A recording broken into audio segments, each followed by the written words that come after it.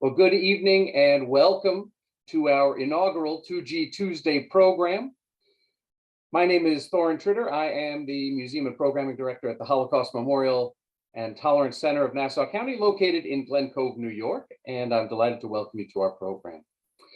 Our 2G Tuesday series is something that builds on our successful Sunday with Survivors series, which we've been offering for the past year.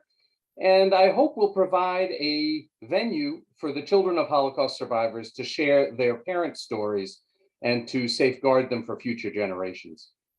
Tonight, we are honored to have Fred Grosz, who's going to share his parents' stories with us. It's really an incredible set of stories, and I'm very much looking forward to hearing from him. But before we get to that, I do want to, as I always do, share some other announcements with you. And so first, I want to remind you that today is Giving Tuesday, and we would be very grateful for your financial support. Just go to our website, click the big Give Now button, and make a donation to help support our programs and to sustain our efforts to combat racism, anti-Semitism, and prejudice, and to sustain the history of the Holocaust. So please go to our website and make a donation, especially today on Giving Tuesday. The time of year when we're thinking about giving gifts and giving to others, please consider making a gift to us. In terms of upcoming programs, I am going to be on tomorrow at 11 for my next Curator's Corner, the series of short programs that I do about particular objects and images in our collection. Tomorrow, I'm going to be talking about a large photograph in our second gallery that shows the 1934 Nazi Party rally in Nuremberg. And I'm going to talk about the Nazi Party rallies in general and why they were so important for the Nazi regime.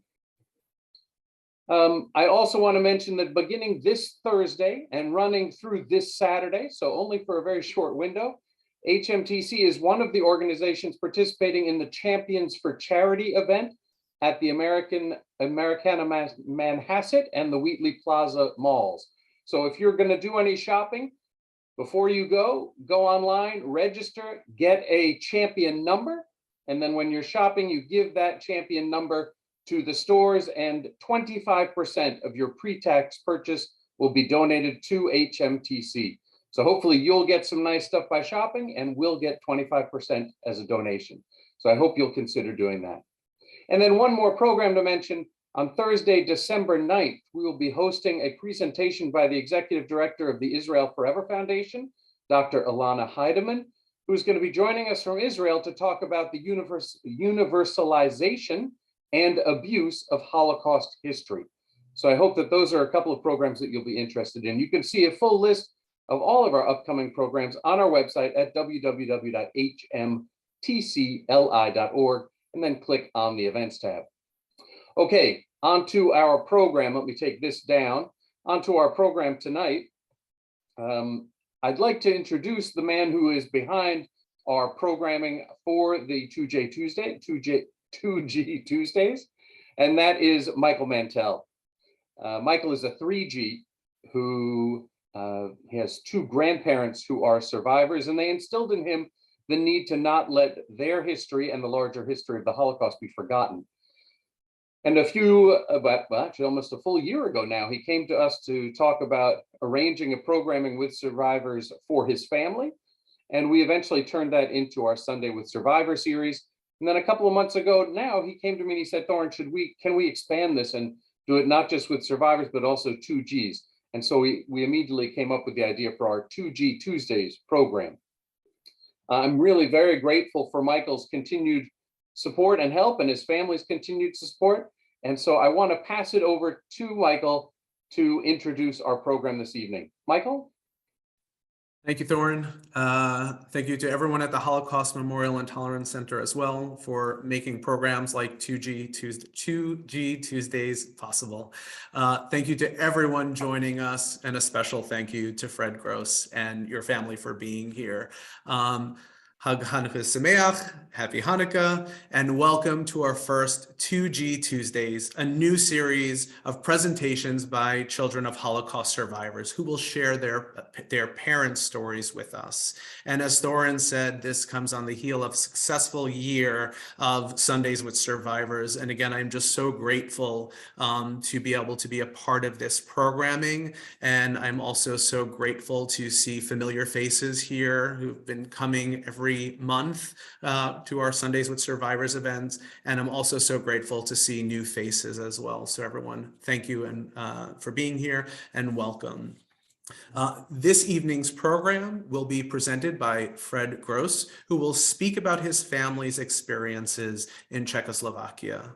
We will begin the program by lighting a Chanukiah, the only family heirloom of Fred's family that survived the Holocaust and has been lit during Hanukkah for over 100 years. Our program this evening will run about an hour and a half. And if you have any questions or comments throughout the program, please feel free to write them in the chat. However, we also encourage you at the end of the program to ask your questions yourself. We will have some time, a Q&A portion, and you're welcome to use the hand raise icon so we can call on you just to make it a little bit easier for everyone. Or you can also just unmute yourselves and ask the question when that portion of the talk starts.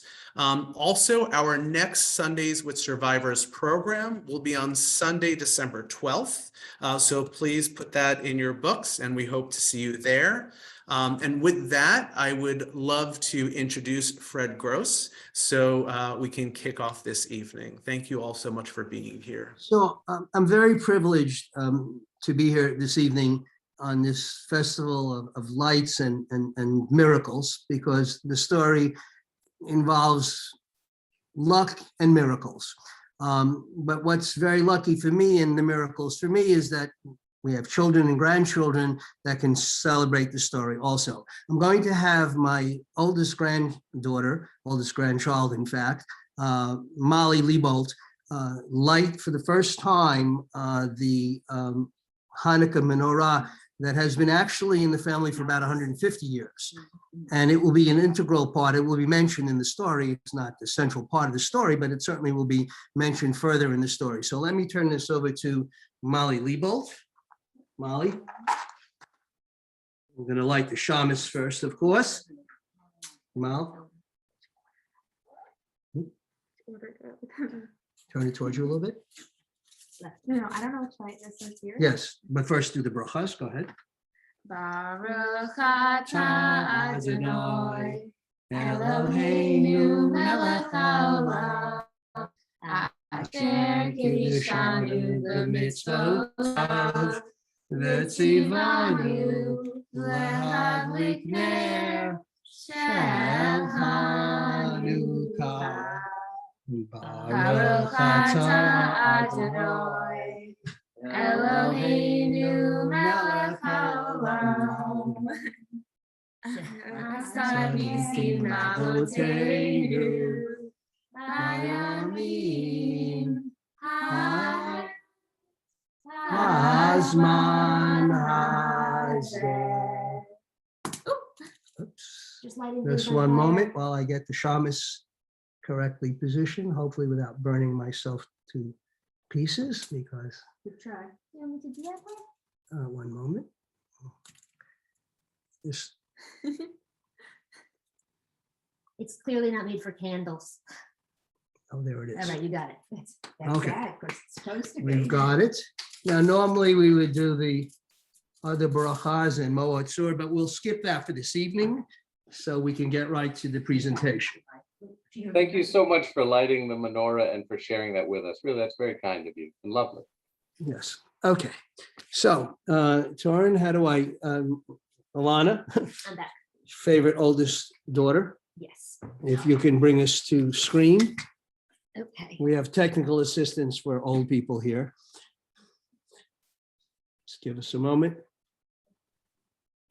Fred has a lovely PowerPoint presentation that really, I think, will enhance this story greatly. So it's pretty Okay. elaborate. Super. So let's begin the story of my parents and their journey. Originally, I just called it the story of Andrew and Agnes Grosz, but this is really a story about not just Andrew and Agnes, my parents, but their families and other loved ones, and you'll hear them mentioned throughout the story. Some, unfortunately, I've never met. I only know them from pictures and stories that my parents would tell me. Others, fortunate, I was able to know as a young child, as a young adult, and survive the Holocaust. Courage and resistance in response to persecution. People throughout this period of time made choices. Good choices, bad choices, crazy choices, hair-raising choices. And I think in a synopsis, you will find that my mother made all of the above. And you have to understand, from her perspective, these were not choiceless choices. She very willingly made these choices. And let's go on by opening up the story by where they lived. They lived in a very small town in what was then Czechoslovakia. This is a map of Europe just before the war. Czechoslovakia does not exist anymore. It's the Czech Republic and Slovakia. But they lived in the corner of the country, surrounded by Hungary on one side, Poland and Germany and Romania. It's best to kind of describe the town a little for you. You can see the contrasting pictures there. One about the 90-year-old picture of the town and a fairly recent picture. The synagogue, again, a spread of 90 years between the two. The interesting thing about the town is it was a very open town in terms of religion. About 1/3 of the population of 15 to 20,000 people was Jewish. Slightly larger percentage of the town was Lutheran. What you see in the tall tower there is the Lutheran church in both the older picture and the newer picture. And they had about approximately a third Catholics in the town. And they got along fine. There was never a problem. I guess there was problems, small problems, but nothing that was ever described by my parents as something to be concerned about. Certainly nothing about anti-Semitism. But that you can see from the picture of the old synagogue what it turned out to look like by the year 2010. The town looks about the same, maybe more trees. That large plaza you see in the black and white picture will be important later in the story, so keep that in focus for a while.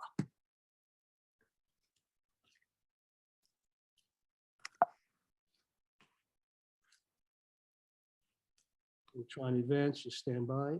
Okay.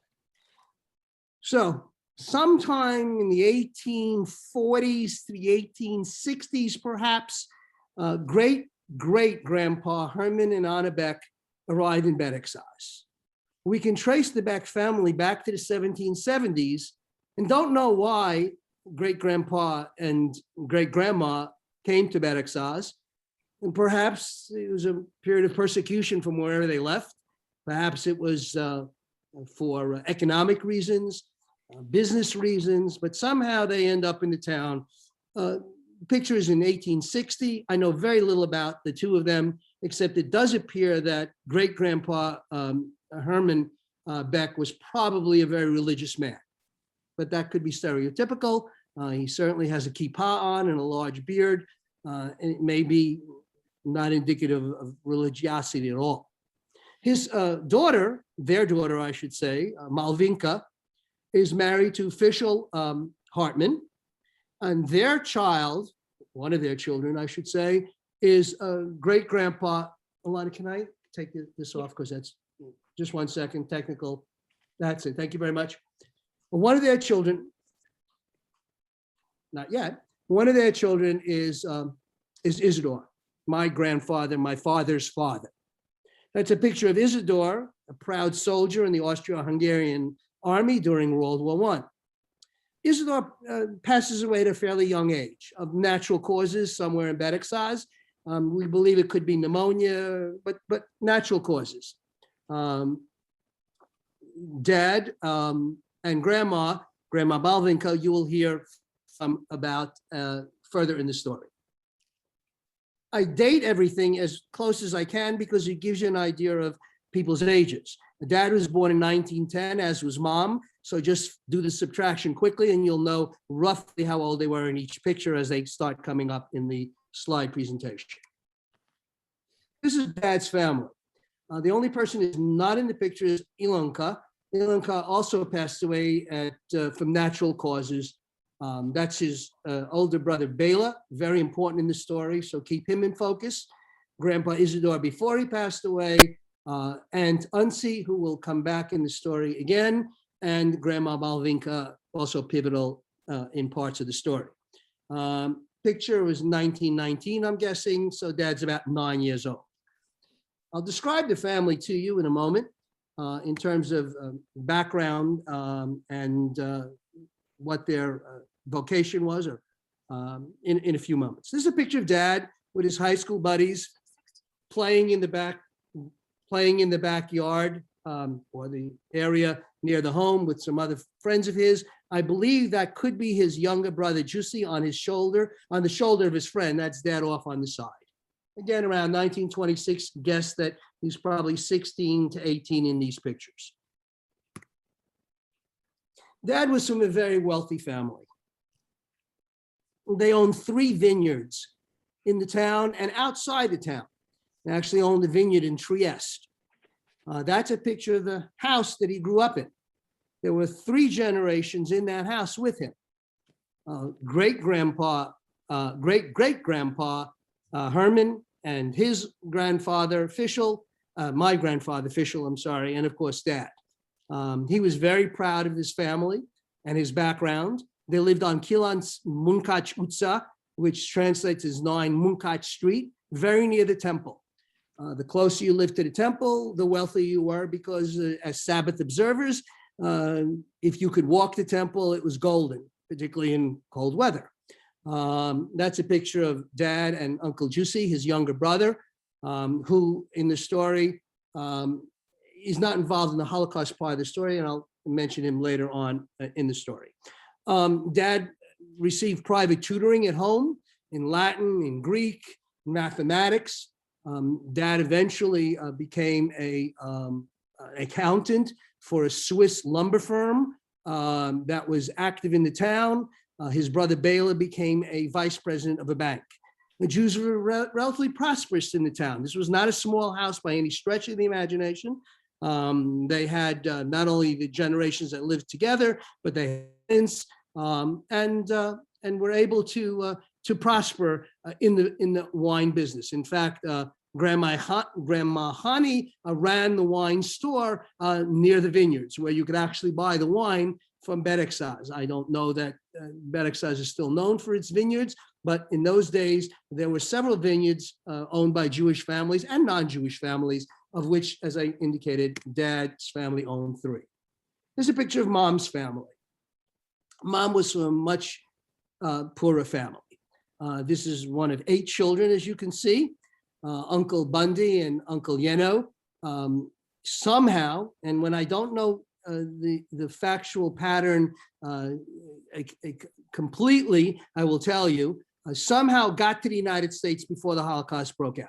I know that Uncle Yeno got here in 1939. I know Uncle Bundy got here around 1939, just before the outbreak of hostilities, and Uncle Yeno got here in the 1920s, marrying a German American and somehow left with her.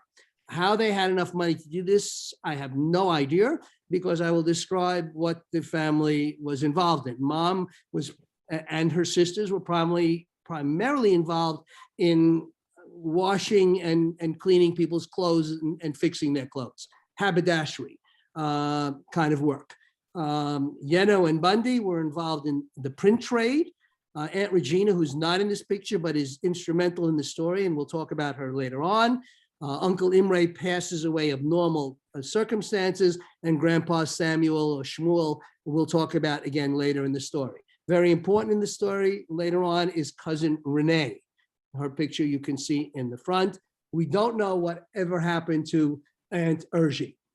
Uncle Lajos and Aunt Ava, we do know and have information about.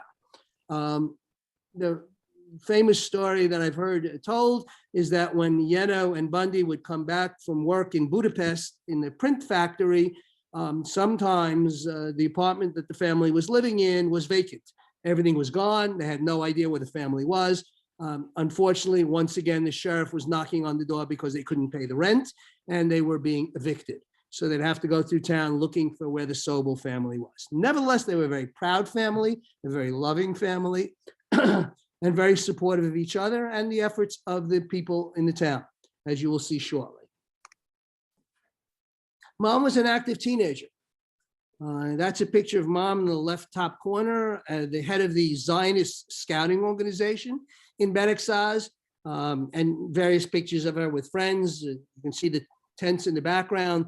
Again, this was a scouting group. She was part of the HaShomer Zionist organization that Bela was the chief leader of. Great-grandpa Fischel, who you saw earlier, was the person who most promoted Zionism in Beregszasz. He supported Zionist schools. He supported the scouting organizations. He built schools and convinced parents to send them to Zionist schools where they learned Hebrew, they learned scouting, they learned the principles of Zionism. And as you will find out shortly, that's a picture of great-grandpa Fischel, went to the Second Zionist Congress in Vienna in 1898. He and Bela, very privileged to even be there when Herzl was the Second Zionist Congress, where Chaim Weizmann appears for the first time. We do have a family picture of Chaim Weizmann at the Congress. We don't have a picture of Dr. Herzl. So he's very instrumental in pushing the Zionist cause, coming to the conclusion that a Jew living in Europe was never going to be safe, and the Jewish people needed a homeland, Eretz Yisrael, then Palestine, and he was going to do everything he could monetarily and politically to bring that dream to fruition. Supporting the scouting groups so they would be prepared for life in a kibbutz in a very difficult part of the world in terms of temperature, in terms of just basic living conditions. This was his drive, and Bela, Mom, and Dad were very much part of this Zionist love and dream. And here's the Hanukkah menorah. And this is a picture of a Hanukkah party brought for the young children by the HaShomer group, the Beitar group, which is, I guess, more right of center of the Zionist movement. I mean, these are broad generalizations, ladies and gentlemen. I'm not going to say every HaShomer individual was left and every Beitar individual was right of center in terms of the Zionist movement, but I think that's a fair statement. So this is the HaShomer Hanukkah party. You can see Dad is dressed up. Mom was the head of the group with Bela, so she wasn't dressed up, but you can see some other people with phony mustaches. I don't know the other individuals. And this is what was done by the HaShomer group. The Beitar group was responsible for the Purim parties, the Purim celebrations. And there you can see the Hanukkah menorah that I believe goes at least as far back as great-grandpa Fischel. So I date it in the 1880s to latest 1900, and possibly could go back as far as Herman Beck. We are not sure who actually was the first possessor of this menorah. The question you will think about is, how did it survive the Holocaust? And here you can see the split between the two brothers. There were times that the two brothers, Bela and Dad, didn't speak with each other. Dad was a passionate member of the right of center Zionist organization, Beitar. You can see him with his troop, Darga Gimel, third level, a Brit troubadour. And you can see Uncle Bela with his more left-leaning Zionist organization going to a scouting jamboree of some kind in Beregszasz. Interestingly, behind Dad is a precursor, of course, of the flag of Israel. You can see it was a very simple Star of David on a white sheet. Early drawings from the first Zionist and Second Zionist Congress, Basel, had early drawings of this. Of course, this is not the official flag of Israel. Israel didn't exist. We're talking about 1928 in these pictures. Dad's approximately, obviously, 18 years old. So how did the two of them get together? Mom was from a poor family. Grandpa Fischel encouraged people from rich and poor families to send children to the Zionist schools. Mom went to one of those schools, supported by great-grandpa Fischel. To make a long story short, they fall in love, and they make a commitment to each other on September 26, 1935. Again, just focusing 4 years before war breaks out.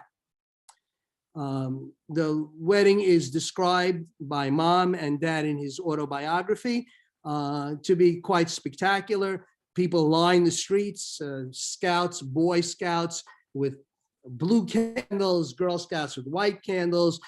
Carriage drew the loving couple to the great synagogue where they were wed. Right after the wedding, they quickly changed their clothes. Very rapidly, I understand, because they were leaving Beregszasz.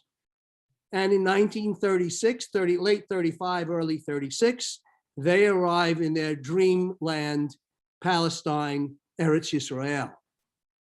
And they are prepared for a life in a kibbutz somewhere outside of Tel Aviv. Blank in the story, I don't know where the kibbutz was, and I don't have any way yet of tracing back, but I'll work on it. You can see great-grandpa Fischel is there because Dad's entire family, except for Uncle Bela and his wife Lily, emigrate to Israel in that period, late 35, early 36. There's Aunt Unsi. Uncle Jussi is not in the picture. He's also in Israel. No one from Mom's family goes with them. Very important to remember that. And so they begin a life in a very difficult part of the world. There's extreme heat, there's typhoid, there's malaria. There's an Arab population that's not too thrilled about the Zionist movement. There's the British Army not too thrilled about the Arabs or the Jewish immigration. And Dad and Mom, who are Dad less than Mom, not used to really hard work, are really struggling. But on top of that, Grandma Malvinka makes it very clear to Dad and the rest of the family that Mom is not really very welcome. After all, she is from the other side of the tracks, and it was beneath Dad to marry such a poor woman from such a poor family. So combined with all of that, they make one of their choices, a monumental choice, as you will see in a moment, and they turn and discuss and decide to leave Eretz Yisrael and return to Beregszasz in 1938. Knowing perhaps your history, in the Munich Agreement, England and France, meeting with Italy and Germany, decide that Czechoslovakia is disposable, and in an attempt perhaps to prevent another war that had just occurred 20 years ago, they would cede Germany, Czechoslovakia. Dad is mobilized immediately in that he was already served in the Czech army as all men had to in those days, and he was prepared to battle the Germans. But the deal is made, and an armistice is a stand down. The Czech army could not possibly stand up against the German army. Britain and France withdrew their support, and hence there was no war between Czechoslovakia and Germany. Not a great decision, knowing the history to come. That's the central square you saw in an earlier picture.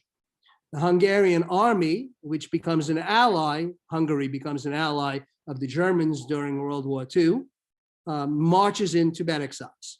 There are elements of the German army there also, and Czechoslovakia ceases to exist as a country.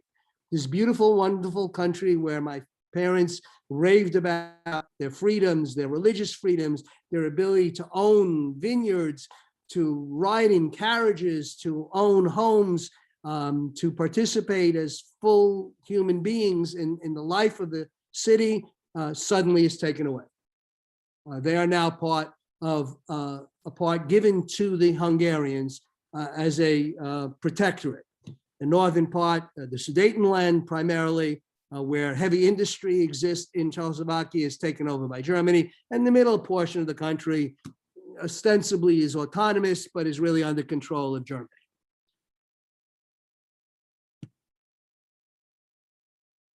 Much of what you're going to hear comes from Mom's testimony from the Shoah Foundation, Spielberg Shoah Foundation, now the USC Foundation. Sometimes when she's not easy to understand, I'll try and fill in words, but I'll let her speak for herself. At this point, when she's speaking, she's 85 years old and can speak probably 7 languages. English was not her primary language, to say the least. So first, she's going to describe the changes that occurred in town in the early part before things really went downhill. And I remember that my friend, who was my friend, it wasn't my friend anymore. They didn't want to know from us because the Jewish people was the most terrible people. Before was beautiful and everything. We was friends together to school and nothing. Mom and Dad are in their 30s when we're in this part of the story, just to give you a perspective on what's going on. We're talking about probably 1940, she's describing early 1940, so she's 30 years old at this point. She also describes a man with a white beard and what happens to him because people were stereotyping people, and when they didn't know what your religion was, they just assumed from your attire, your demeanor, the way you walked or whatever, you must be a Jew or a non-Jew. This is what happened if you had a beard in town. Somebody on the street was hit, you know, because it was a very rich man, a big shot, not a Jewish, but he has the beard. They killed him. They didn't know that he is not Jewish. They took anything, they didn't kill with the bullets. They killed with a stone or whatever they had in hand, doesn't matter, because he was Jewish, finished. Now, this is pre-final solution, pre-Wannsee conference. They were just stoning Jews, taking their possessions, threatening them, taking away their businesses, promising them if they gave them all their valuables, they would be protected and left alone. And that didn't work out too well. And I remember very early on, around 1941, the Germans decided they needed slave laborers, and the men in town, the Jewish men in town, were the ones selected. They were taken from their homes. So my guess is that sometime in 1941, Dad and Mom lose contact with each other. They've been married 6 years, perhaps, and they've lost now sight of each other. One day they round Dad up and they send them off to start building fortifications because the German army is going to turn its might after neutralizing most of Western Europe, keeping America pretty much at bay, was now about to embark on their Russian campaign. And with the Hungarian army and the Italian armies, they needed to build roads and fortifications deep into Russia. And that's what Dad and the men of the Jewish men of Hungary, Beregszasz, were forced to do. Many died, many from starvation, maltreatment, being shot. We don't know at this point where Dad physically is, but he's somewhere either in Ukraine or Russia. And we're going to leave his story just for a while.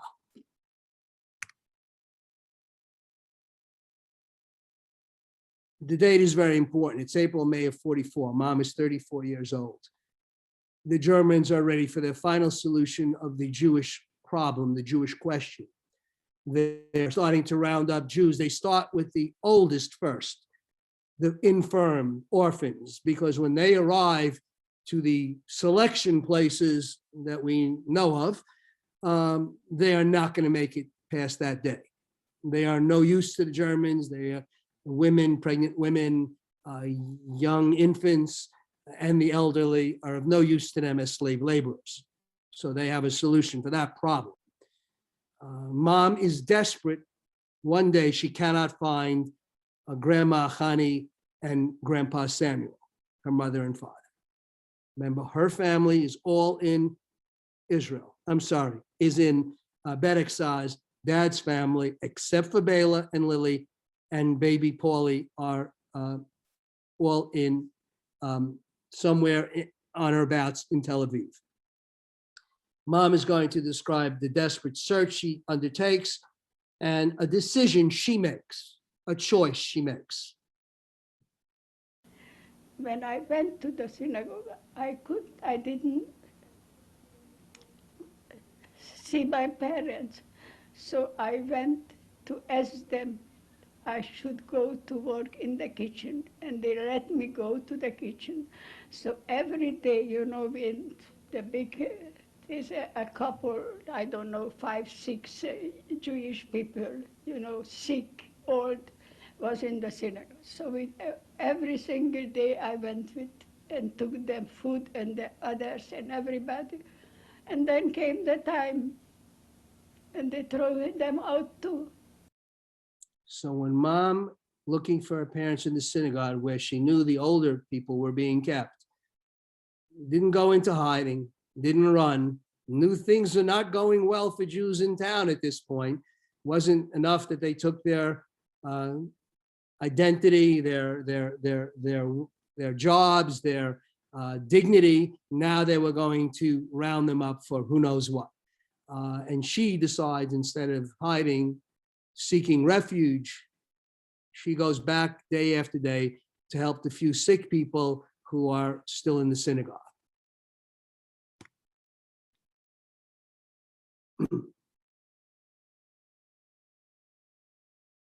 The roundups continue, and at this point, we're in mid-May of 1944. To be exact, May 18th for Mom of 1944, they start rounding up the younger Jewish population. The Jews at this point had to wear yellow bands. They didn't have to wear the star, you see, which is, very familiar to many of us who have studied or looked at the Holocaust from a historical perspective. They just had to wear a yellow band. Mom will describe what happened when they came knocking and looking for Jews. Mom did not wear a yellow band. I didn't have to wear the yellow band because they told me that I am not Jewish. They came to the house and they told me I am not Jewish. I went to the camp where all the Jewish people came together, a factory. Also, they sent me home. I said, I'm sorry, my mother and father is Jewish, I am Jewish. Mom actually says, if you're rounding up Jews, even though I don't look Jewish and you have no records, because poorer people didn't have a lot of records, didn't belong to big shuls and temples and stuff. There were a few beyond the Grand Temple. She didn't look Jewish, whatever that meant to the Nazis. She wasn't wearing a yellow band. She was clever enough not to put that on. Yet she goes to the ghettos where the Jews are being rounded up and say, wait a minute, you're rounding up Jews? You got to take me also.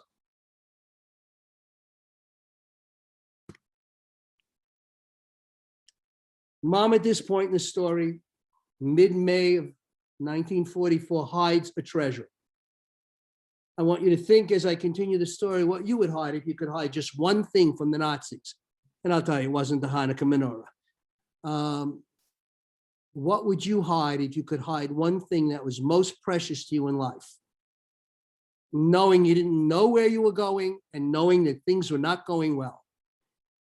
This brick factory, which was very common in town, bricks were made in the town of Beregszasz, aside from the vineyard, there were cigar and brick factories. She's going to describe a cigar factory where the Jews were housed for a while, mid-May of 1944.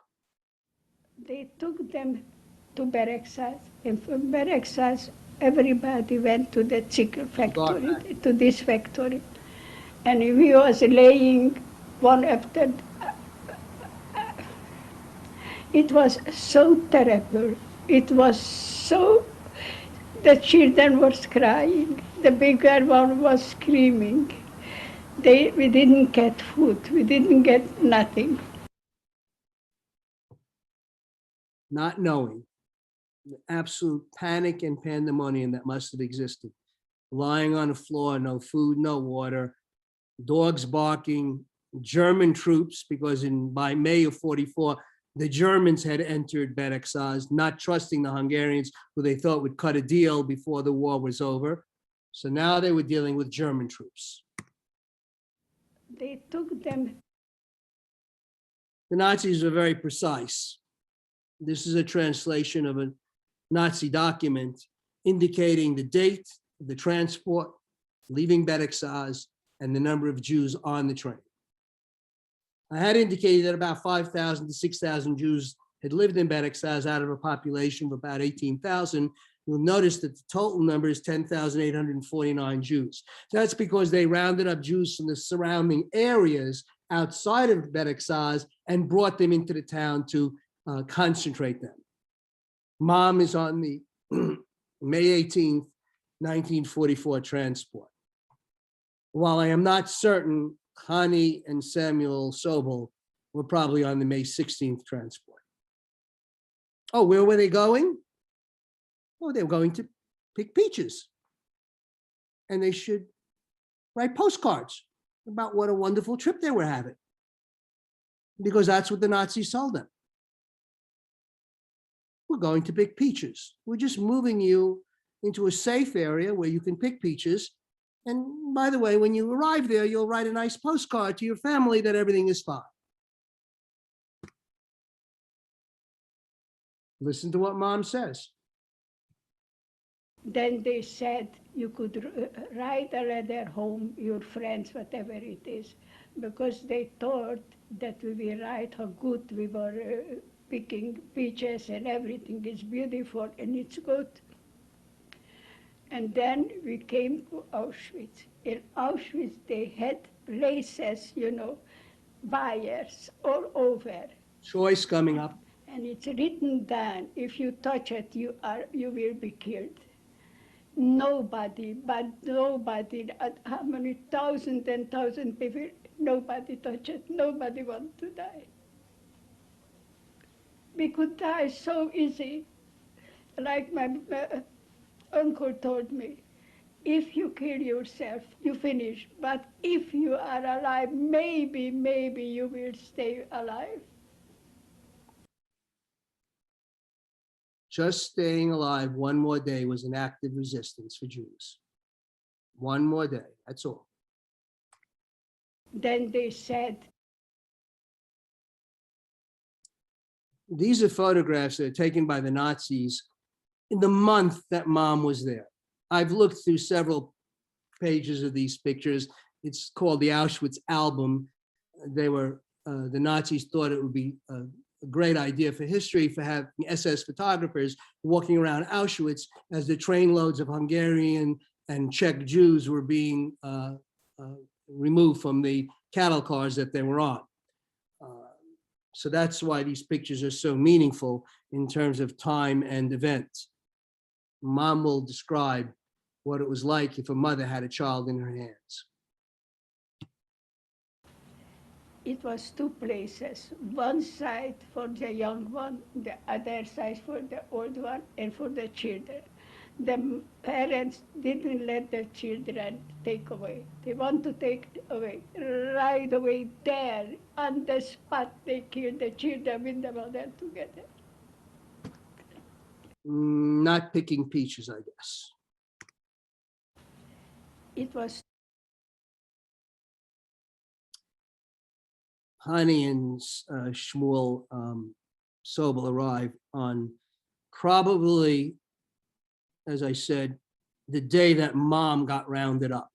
It took about 3 days between Allied bombing and railroad changing, about 3 days to get from Beregszasz to Auschwitz. So they probably were there just as Mom's train probably was leaving Beregszasz.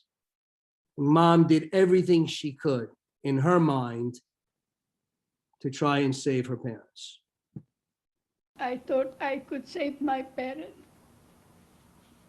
I could. Mengele, he took me and he said, because I went my parents, he said, no, you have to work, you go to the other place and your parents come. And they show us how they are burning there, how they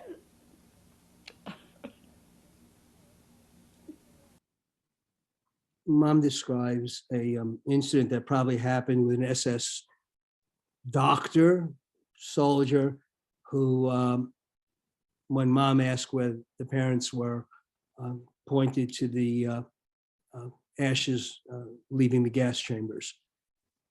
It may or may not have been Dr. Mengele. I thought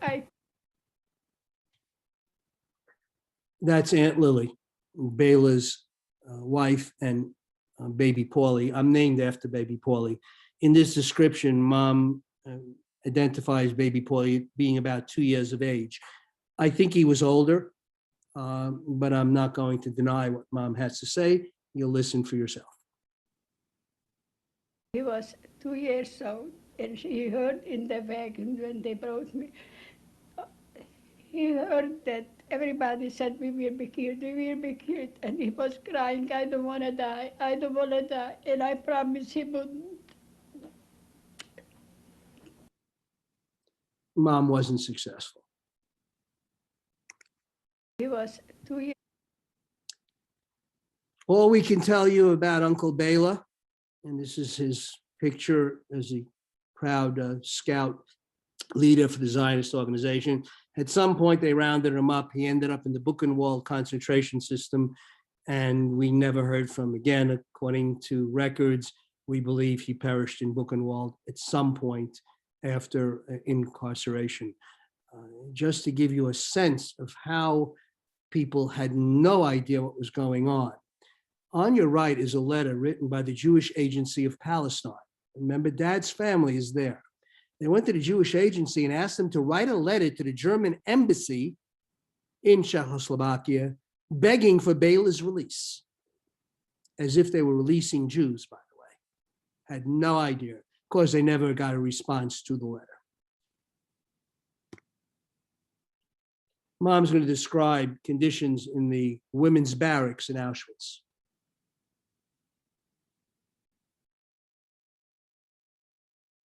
It was so terrible hot, or it was so terrible cold that it was impossible. You know how we were, like this room, you know, and this was a hole, and in this hole, 6 people, they push us in, you know. We couldn't sit up, we were laying down, you know, because they didn't let us go anywhere. It was so. Cousin Renee. Cousin Renee, you saw in an early picture of the family. She's about 14 years old to 15 years old, arrives in Auschwitz with her mother. Her mother doesn't survive Auschwitz. Cousin Renee stops eating. The Jews were given a communal bowl of something they called soup, hot water, sawdust, and potato peels, and everybody had to drink from the one bowl with their hands, with whatever they were able to find in terms of maybe a bowl. Renee stops eating because she needed a spoon. She asked her mother. It was pretty clear that she wasn't going to eat in this communal fashion.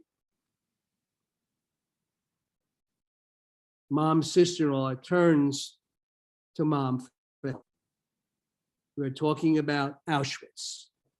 She's going to talk about a Polish capo, a Polish police guard who was assigned to the women's barracks to make sure they were doing their work and not causing any trouble. Mom is very clear on what happens next, and even the paint color on the floor of the Polish capo's office.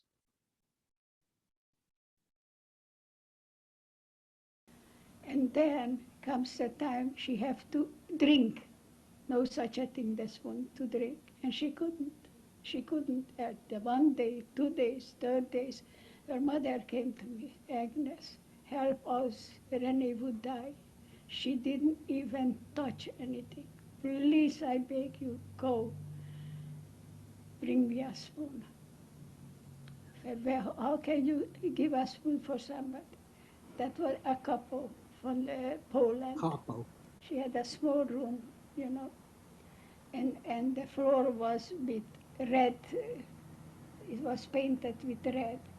So I went to her and I said, I would love to work because it was very hard to sit there, you know. I said, maybe you have something to me I should clean for you in. Oh, sure, she said, go in. She left and I jumped in the drawer and I took out and I put it in and I ran and my niece was saved. Just to keep her niece alive for one more day, she steals a spoon from a Polish guard's office. You can imagine what the consequences would have been if she was discovered rummaging through the drawers of a Polish guard's room. Just to keep Renee alive one more day. And this is a German document. Mom is no longer a human being. She's now slave laborer 12888. She arrives as indicated in Auschwitz. You can see some more indications there. And on July 4th, by the way, May 21st is the arrival in Auschwitz, as we know, from the train transport information. She left on the 18th and arrived on the 21st. She leaves on July 4th, heading to Gelsenkirchen, Germany. She and 2,000 other Jewish women have been selected to engage in slave labor work for the Nazis. This is not the kerosene factory Mom and the other women were working in. This is a similar factory near Gelsenkirchen that was leveled by Allied bombing. Many women are killed in the Allied bombing. It was not very precise bombing. They knew it was a German factory, a Nazi factory. They were going to level it. There was no way of knowing. There were civilians, Jews or non-Jews working there, and unfortunately, many were killed.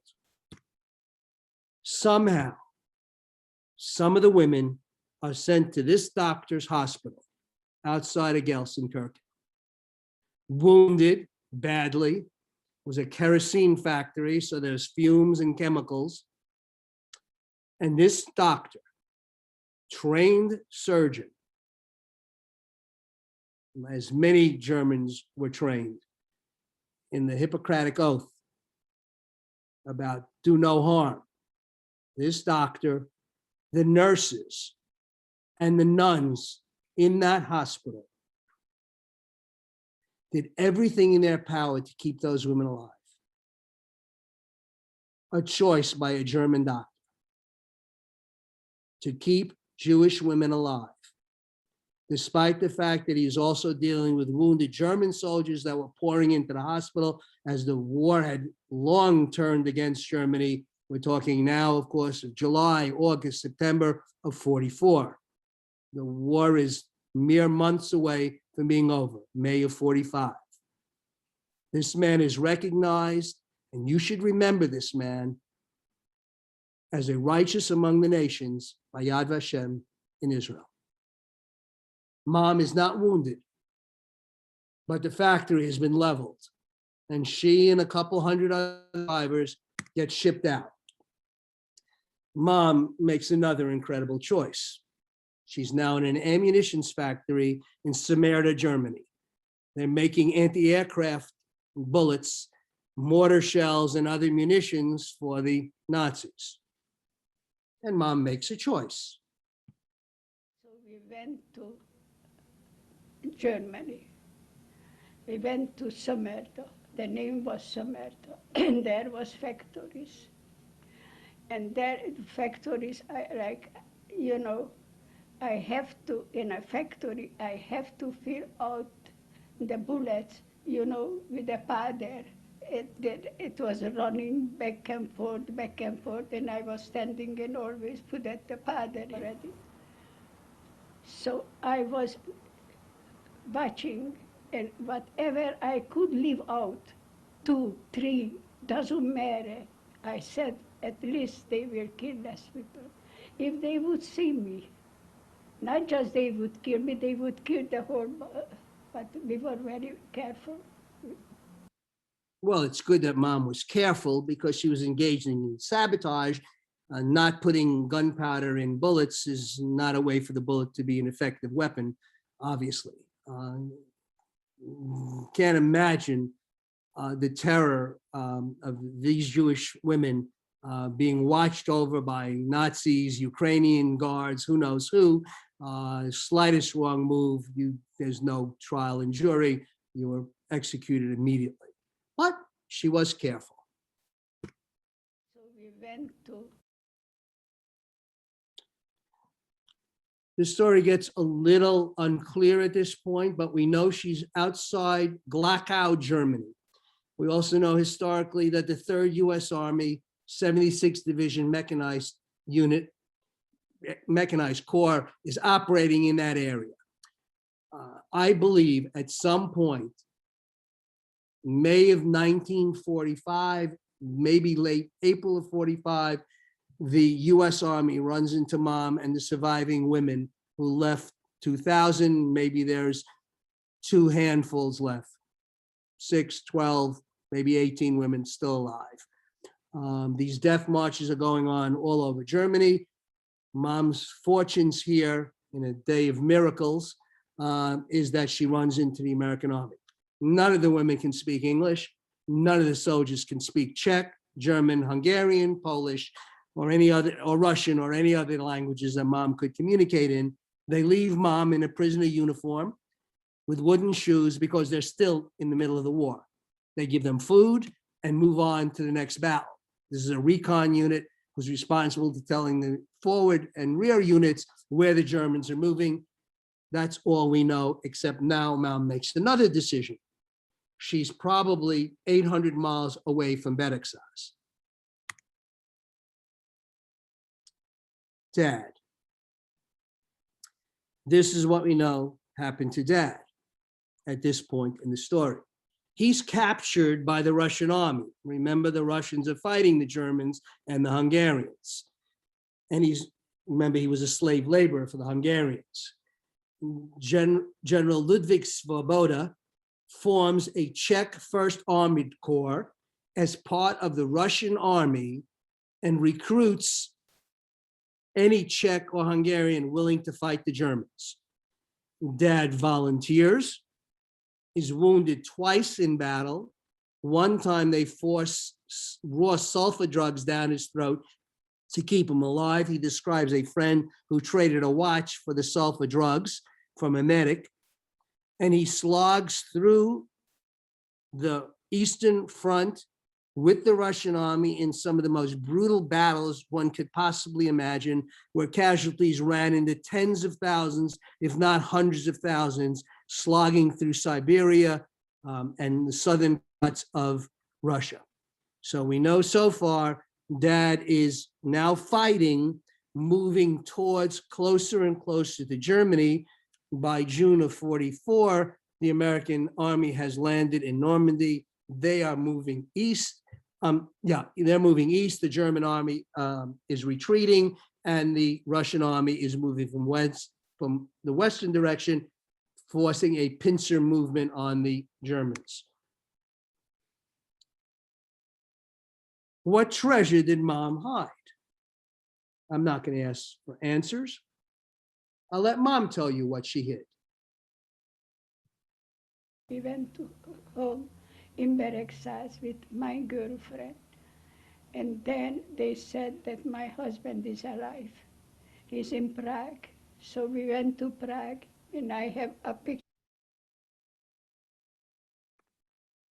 I'm sorry, technical glitch. My apologies. We went to home in Beregszasz with my girlfriend. And then they said that my husband is alive. He's in Prague. So we went to Prague, and I have a picture from my husband in Prague from the soldiers. I went to house, maybe you know this fellow, and one of them knew, and that's where I found my husband. Somehow she gets from Glacow, Germany, onto a train with a friend with a picture of Dad. This is blown up quite a bit. The picture is about 1 inch by 1 inch. I have a copy of that picture. I don't know if it's the original, to be honest with you. She kept it probably under her nail, and that was the treasure she held on to.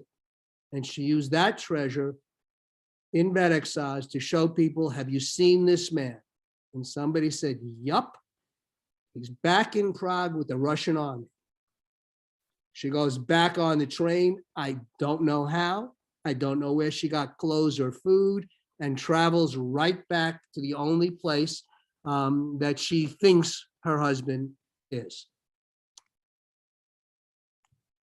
And somewhere in Prague, I believe in the central train station in Prague, Mom and Dad reunite. That's a picture of Mom and Dad circa 1945. The war is over. Dad is discharged from the Russian/Czech army sometime around November of 45. The war is over in May of 45. And now they are living in a nice apartment in Prague. Why? Because he's a hero for the Czech army and the Czech people. And the Russians are very grateful for his service. And they get a nice little apartment where people start finding out that Grosz Szobel family is living there. And they start moving towards that little apartment. And we find out that Aunt Regina is alive, living in Munkac. Munkac was a town very close to Beregszasz. Mom turns to Dad and says, you need to get my sister. Dad probably said, you've got to be kidding. I have to cross Russian military lines, go back to Munkac. Who knows if she's still there? Who knows if the Russians will, question how come I'm moving around in a military uniform with documents that are no longer valid. And Mom, in her convincing way, I'm sure, said, go get my sister. And Dad forged the document that he had, or had somebody forge it, put on his proud military uniform of the Czech army, and started traveling from Prague back to Munkac, several hundred miles again. Was probably stopped at several crossings and was allowed through. And lo and behold, back in Munkac is Regina. And she said, conversation was pretty simple. Your sister, Agi, is back and safe in Prague. Come, I'm going to take you. Well, stubbornness runs in the Szobel family, as you can probably tell from my mother. Regina looks at Dad and says, I'm not going anywhere until my husband is found, and this is where he's going to come back to. Just as Mom and her girlfriend went back to Beregszasz looking for Dad, Regina was not going anywhere without her husband. And so Dad turns around and travels back through Russian lines, because at this point, Russia is beginning to shut down Eastern Europe, deciding that the Iron Curtain was a good reward for their bravery and defeat of the German army. And movement was becoming more and more restricted. Comes back and tells Mom, Regina refuses to come. Mom, in only the way mom can express herself, I'm sure, said, go back and get my sister. Well, dad says, okay. And back he goes. This time he takes a picture of mom because Regina and mom kind of look a little similar. And somehow he crosses the Russian lines and the German lines and well, not the German lines, the Germans had surrendered already, but the Russian lines, and gets back to Munkac, finds Regina again. And this time, fortunately for everybody, convinces Regina to come back. I will tell you that her husband never survived the war. Her son Tibor did, but her husband never came back. Yeno and Bundy, mom's brother and sister who are living in the United States through some miracle before the war, gather paperwork and assistance through Hayes, gets the necessary paperwork to emigrate to the United States. Not an easy task. America was not open before the war to Jews and immigrants, nor was it very open right after the war. They were more than happy to leave the Jews in displaced persons camp, sometimes the same camps that they served as slave laborers in Germany and other parts of Europe. But they have the paperwork. And so they begin a trek through, and by the way, this is a map of their travels. So while I'm talking, you can see the various sites where mom and dad were. It's keyed in. Each of them traveled about 10,000 miles during this period of essentially 1939 to 45. And so now they are starting to move towards Göteborg, Sweden, where there's a boat taking immigrants who have the correct paperwork, of course, to the United States. I do have the documents from the ship showing their passage. But when they get to the ship, all refugees have to be examined by doctors, by Swedish doctors. And they look at mom and they look very askance because they turn and they probably spoke in German to mom and dad because a lot of Swedes could speak German, although I'm not sure how they communicated with each other. And they said, your wife cannot travel. And my father and mother said, why not? Here's the paperwork. It's all good. It's correct. She has proof that she will not be a destitute individual in the United States. Her brothers are there, blah, blah, blah, blah. She said, they say, no, your wife is pregnant. We don't have facilities for pregnant people on the boat. We are already overcrowded. We barely have nurse and doctor staff for the immigrants themselves. It's just impossible. So mom turns to the doctors and says, no, there's no way. First of all, she says, I'm not pregnant. So the nurse calls the doctor over, who then examines mom and says, Ray, you're 8 months pregnant. There's no doubt about it. Mom turns in the conversation that dad relays and says to the doctor and nurse, no, I'm not pregnant. I'm only fat. Well, needless to say, this conversation doesn't go too far. They're both desperate. I'm sure there's lots of crying and begging. And eventually the captain of the ship says, you can come on the ship. Although they first offered dad to come to the United States on his own without mom to set up, and mom would stay in Göteborg, Sweden. And that didn't go over well, obviously. And they do board the boat, and with the promise that mom would visit the captain's own doctor on a regular basis. And that was very generous of the Swedish captain. Of course, mom never visited the doctor because I presume if there was some complication, mom imagined somehow they would miraculously turn the ship around and bring it back to Europe, which is the last place in the world she wanted to travel.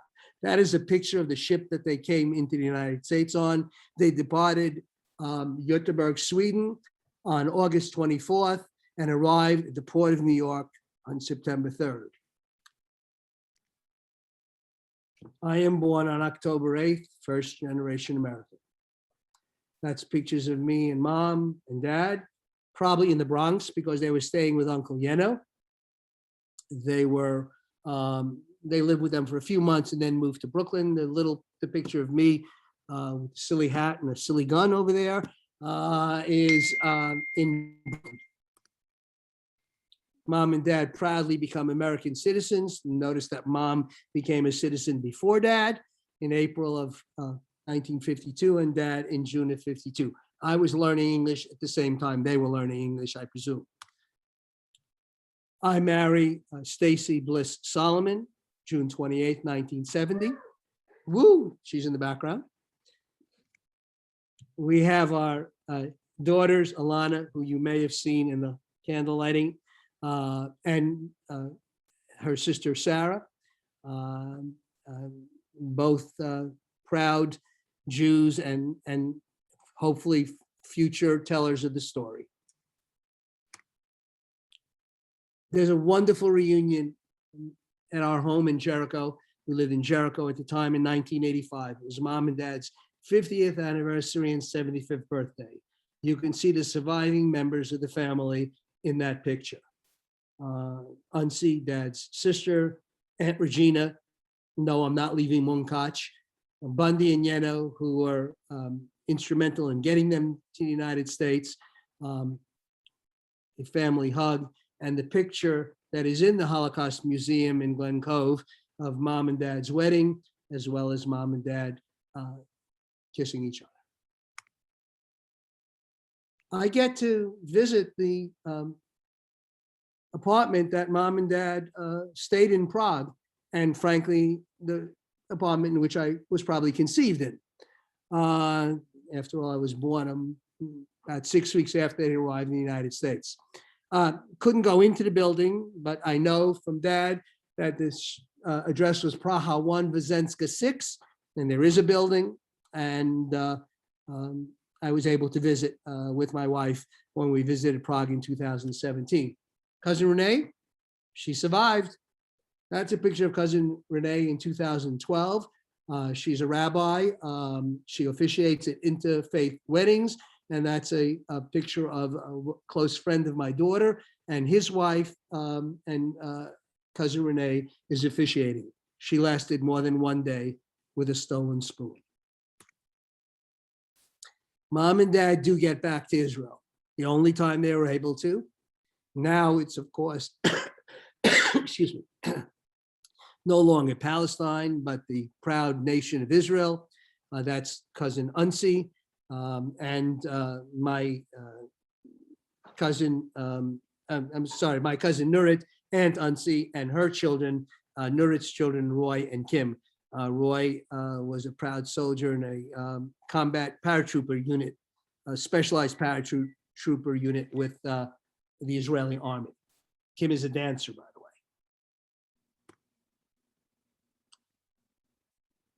way. Alana marries David Lebo, and Molly, who you see, or you may have seen lighting the candles, and Jesse are born on January 10th, 2016. They are twins. And Sarah and Scott, Sarah marries Scott Daniels, and we have our other two grandchildren, Cooper and Ellie. Yay. A final note from Mom.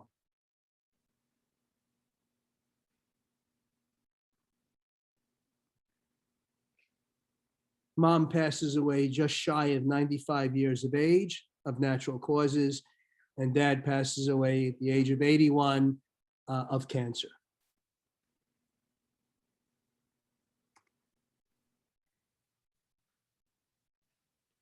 I'm going to diverge from the story for just a moment and add an epilogue. This part of the story occurs in probably 5 to 6 years ago. I was traveling to a meeting in the town of Huntington with a resident who lives in the area that I live in currently with my wife. He was a US soldier, Ed Hofspiegel. He's passed away since. And he relayed the following story to me as we're driving to the town because I was interested. He's a US soldier, World War II, you know, I'm interested in hearing his tale. I want to emphasize that he has never heard the story that you just heard. No part of it, no inkling of the story. and he relays the following to me. He and his buddy, around December of 44, bitter winter, is stationed with troops of the American Army, 3rd US Army, in the northeast corner of France. And they're kind of relaxing because there's not much combat going on in that area. Most of the combat was going on during that period of time near the Belgian front, the German front, and it's pretty quiet at that point, in France in particular. Yet suddenly they are roused up and told to get their gear, mount on armored vehicles, and immediately be prepared to come to the front. It seems that the German army had launched its massive offensive against the US and British line in the Ardennes forest of Belgium and punched a major hole in the line. Thousands of Americans were captured and Brits, as well as many casualties. And he was told to come up with his troops, raw troops, because they had only been in combat for a couple of months, if it was even combat at all, and hold the line. He's assigned to the battlefront in what has been, is now referred to as the Battle of the Bulge. And he and his buddy are told to scout out and report back to the rear any German troop movements in the snow and in the winter. And as Ed described to me, he couldn't even see his hand in front of him, let alone seeing a German soldier moving forward on the front or any German action. He and his buddy contact rear headquarters and said, we can't see a thing. Headquarters tells them to hunker down for the evening, dig a foxhole, and stand by for further instructions because they can't see anything either.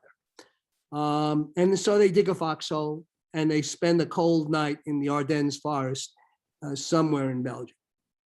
The next morning they wake up. In that foxhole is a German mortar shell. That mortar shell did not go off. That mortar shell did not kill these 2 young soldiers. Now, I'm not going to tell you that mom's sabotage saved Ed Hofspiegel's life, but I'm going to tell you this, I believe it did. Thank you, everybody, for your attention, and I'm open to any questions and however you want to turn this over to. Thank you.